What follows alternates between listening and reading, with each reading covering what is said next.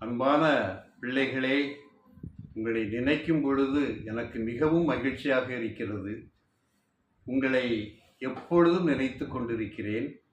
என்னிடம் நீங்கள் கல்வியையும் நல்ல பாடங்களையும் படித்து நல்ல பதிவுகளில் முன்னேறி இருக்கிறீர்கள். 417 பேர் இணைந்து ஒரு பெரிய அமைப்பை உருவாக்குவதற்கான திட்டங்கள் தீட்டியிருக்கிறீர்கள்.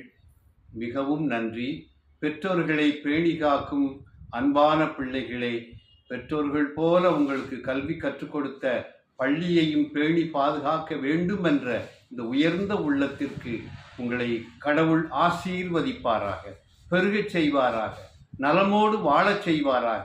நீங்கள் நன்றாக இருந்து பிள்ளைகளைக் கண்டு மகிழத்தக்கதாக நீங்கள் பயின்ற கல்விக்கூடத்தை மகிமையாக பெருமையாக வைத்து உங்கள் பிள்ளைகளின் பிள்ளைகளை இது